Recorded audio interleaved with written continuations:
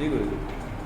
न यावदेता उदपस्य गुत्थितौ जनस्तुषाराञ्जन पर्वतायुव स्वहस्तदत्ते मुनिमासने मुनिश्चिरन्तनस्तावदभि न्यवीशत। कहने का मतलब ये है इसमें कि जन द्वारिकावासी लोग उत्थित उत्थिमान एतौ नारद श्री कृष्ण। तो उसका वर्णन कैसे है कि हिमालय तथा नीलगिरी पर्वत के समान, हिमालय पर्वत तथा नीलगिरी पर्वत के समान नारद तथा श्री कृष्ण दोनों खड़े, जब सामने आ गए ना तो दोनों खड़े हुए। तो इन दोनों को जो खड़े हुए तो द्वारिकावासी जब तक देख नहीं पाए तब तक प्राचीन मुनि अर्थात श्री कृष्ण ने अपने हाथ से दुए हुए आसन पर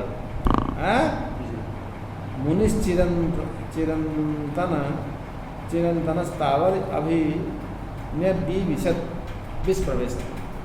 तो अपने हाथ से दुए आसन पर नारद को अपने सम्मुख बैठा दिया।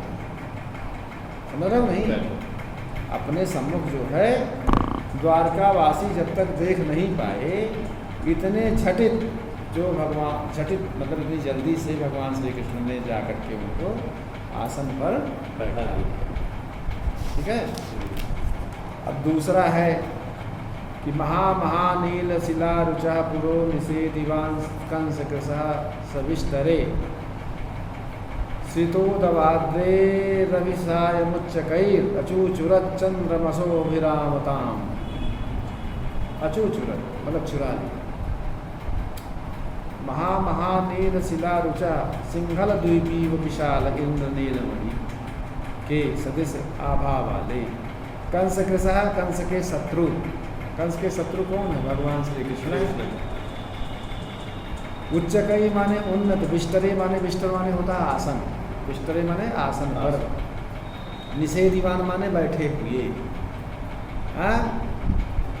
तो शीतोदयार्दे उदयाचल पर स्थित चंद्रमसा माने चंद्रमा की, अभिरामताम माने सुंदरता को अचूचुरत चुरा लिया। ठीक है।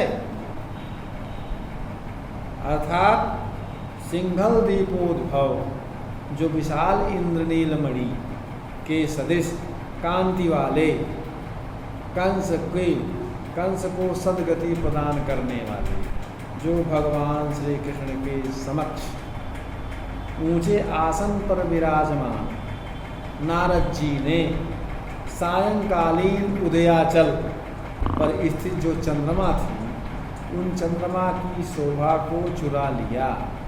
अर्थात इसका क्या मतलब हुआ? अर्थात नारद जी ने चंद्रमा की शोभा को धारण किया। समझ रहे नहीं? माने चंद्रमा की जो शोभा थी वो नारद जी में आ गई।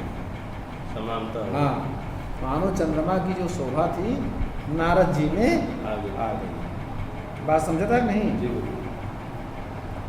और देखिए विधाय तस्या पचितिम प्रसेदुषः प्रकाममप्रीयत यज्जनां प्रिय ग्रहीतुमार्यां परिचर्यया मुहुर् महानुभावा हि नितान्तमर्थिनः।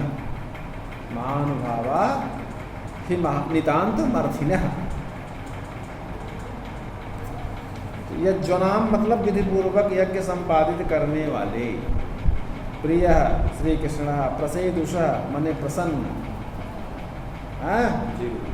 अपचितम पूजा को विधाय करके, प्रकामम माने अत्यधिक, अप्रियत प्रसन्न हुए, क्योंकि महानुभावा श्रेष्ठ लोग जो होते हैं आर्यान पूज्य व्यक्तियों को परिचर्या शुश्रूषा से, परिचर्या माने शुश्रूषा सेवा शुश्रूषा से, मुहुर्मुहु बार बार गए तुम माने उनका अनुग्रह प्राप्त करने के लिए हमारे ऊपर कृपा हो जाए। नितांतम माने अत्यंतम, अर्थिना अभिलाषा युक्त होते। बहुत अच्छी लाइन है। अर्थात शास्त्र जैसा आदेश करता है उन आदेश के अनुसार यज्ञ करने वाले प्रिय भगवान श्री कृष्ण जी ने नारद जी की विधिवत पूजा करके, शास्त्र जैसा पूजा का विधान करता है उसके अनुसार श्री भगवान श्री कृष्ण ने नारद जी की पूजा करके अत्यधिक प्रसन्न हुए। पूजा करने के बाद वो अत्यधिक प्रसन्न हुए, क्योंकि सज्जन लोग घर में आए हुए पूज्य व्यक्तियों की सेवा करने हेतु सर्वदा तत्पर रहते हैं। जो सज्जन लोग होते हैं, पूज्य व्यक्ति यदि घर में आ जाते हैं तो उनकी सेवा में कितनी कर दूँ, इसके लिए हमेशा तत्पर रहते हैं। काम छोड़ा करके वो नहीं भागते हैं कि गुरु जी हमको ये करना है वो करना है। माने ये सज्जनों का लक्षण होता है, अतिथि देवो हो हमारा हो। तो जब कोई सज्जन महापुरुष आ जाता है तो सज्जन लोग घर में आने वाले अतिथियों को बड़ी निष्ठा के साथ सेवा किया, ठीक है। तो भगवान श्री कृष्ण नारद जैसे मुनि को प्राप्त करके सेवा में करके क्यों नहीं पसंद है? ऐसा होना चाहिए। लेकिन आजकल इस चीज़ों का अभाव होता जा रहा है, आदमी स्वार्थी होता जा रहा है। अशेष तीर्थोपहृता कमंडलो निधाय पाणा वृषणाभ्युदीरिता अघौघ विध्वंस विधौ पटीयसी। अघौघ विध्वंस विधौ पटीयसीर नतेन मूर्धना हरिरगृहीत। समझे कि नहीं? अशेष तीर्थोपहृता माने संपूर्ण तीर्थों से संग्रहित कमंडलू नारद जी लेकर के चलते थे ना।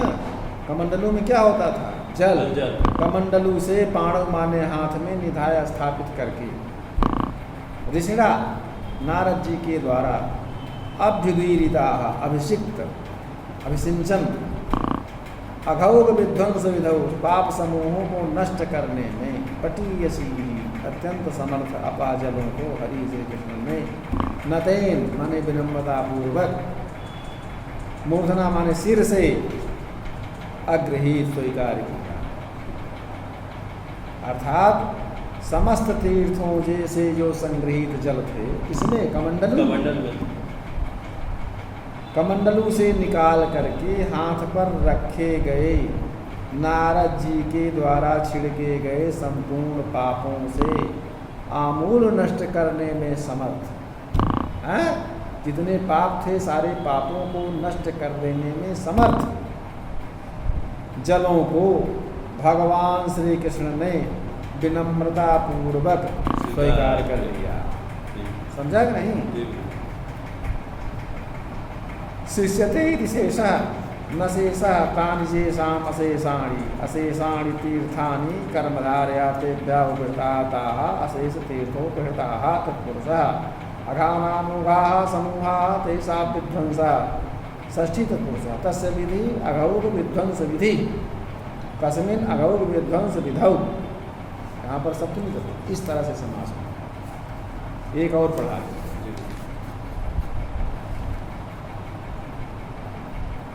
सकांचने जत्र मुनेरनुज्ञया नवाम्बुदस्यां वपुर्न्यभिक्षत जिगाय जम्बू जनिता श्रियं सुमेरु सिंहस्य तदा तदासनम। का नवाम्बुदस्यां वपुः नवीन मेघ के सदृश श्याम शरीर वाले। अनुज्ञया आज्ञा से यत्र कांचने जिस सुवर्ण निर्मित सिंहासन पर निभिक्षत बैठे।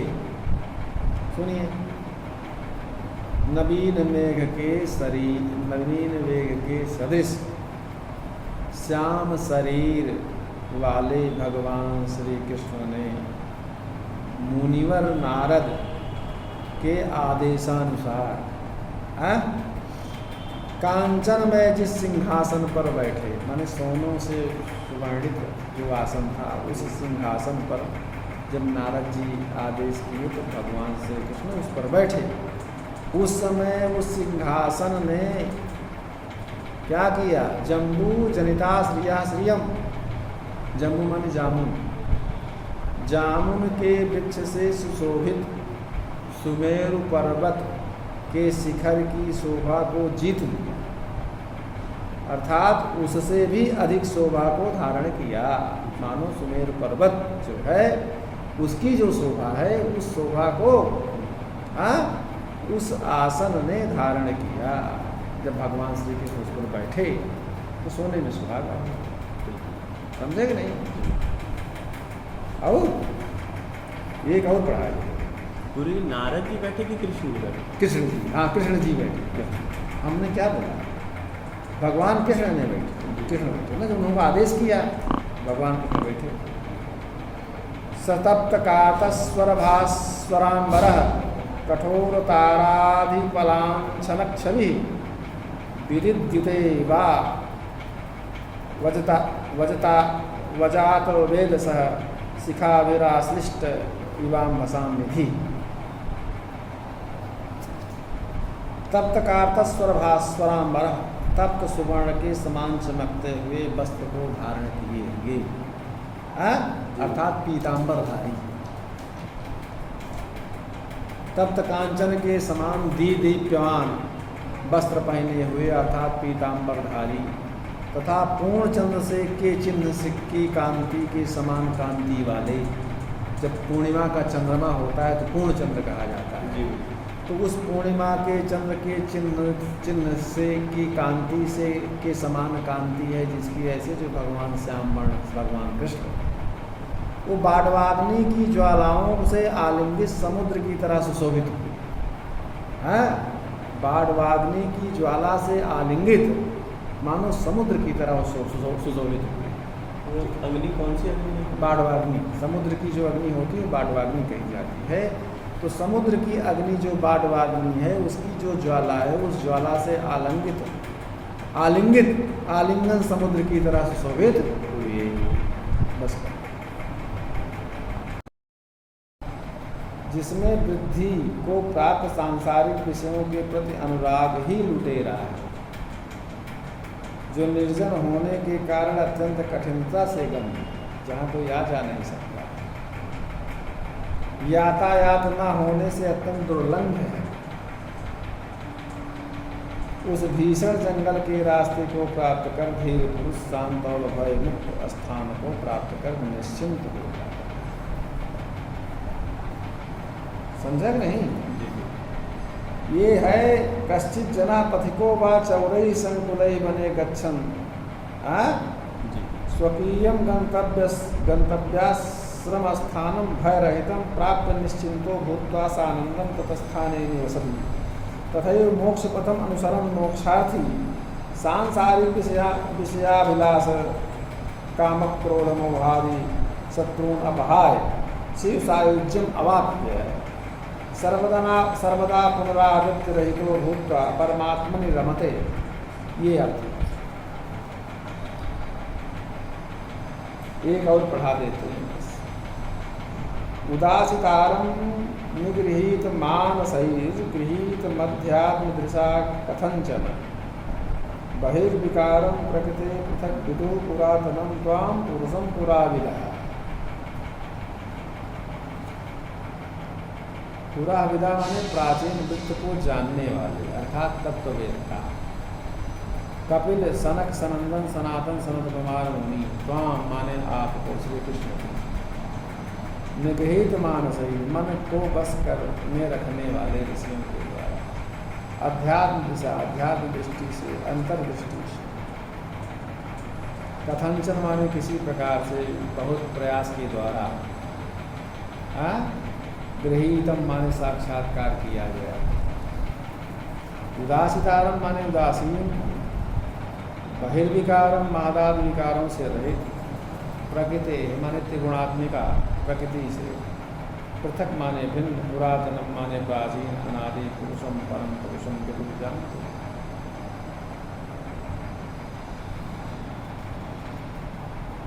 समझे? इसी को कहा है उसमें मूल प्रकृति प्रकृति महादाद्या प्रकृति विकृतया सप्त सांख्यकार ज्ञान षोडशकस्तु विकारो न प्रगति न विकृति पुरुष है। ठीक है। जी तो यही है। तो कहा कि पुराण तत्ववेत्ता, जो पौराणिक तत्ववेत्ता सनक सनंदन सनातन सनत कुमार कपिल आदि ऋषियों ने अभ्यास और वैराग्य के द्वारा अपने मन को बस में करके महत् प्रयास के द्वारा अंतर्दृष्टि से आपका साक्षात्कार किया। ठीक, वह आपको क्रियाशून्य प्रकृति के महदाद विकारों से पृथक तथा त्रिगुणात्मक प्रकृति से भी भिन्न अनादि और परम पुरुष जानते हैं। ठीक, निवेशयामासिथ हेलयोद्धृतं फणावृतां छादनमेकमोकसः जगत्त्रयैकस्थपितत्वमुच्चकैरहीश्वरस्तम्भशिरस्सु भूतलम्। जगत्त्रयैकस्थपितः, त्रैलोक्याधिपति, त्रैलोक्य शिल्पी, त्रिलोक को बनाने वाले, संसार को बनाने वाले, तीनों लोकों के स्वामी अर्थात तीनों लोकों के रचयिता आपने वराहावतार के समय, वराह भगवान का वराहावतार, अनायास उठाए गए सर्पों के निवास स्थान माने पाताल के छादन रूपी पृथ्वी तल को स्तंभ रूप शेषनाग के ऊंचे शिरों को स्थापित कर दिया है। बस ना? जी। हाँ बेटा, 34 तक पढ़ा दिया।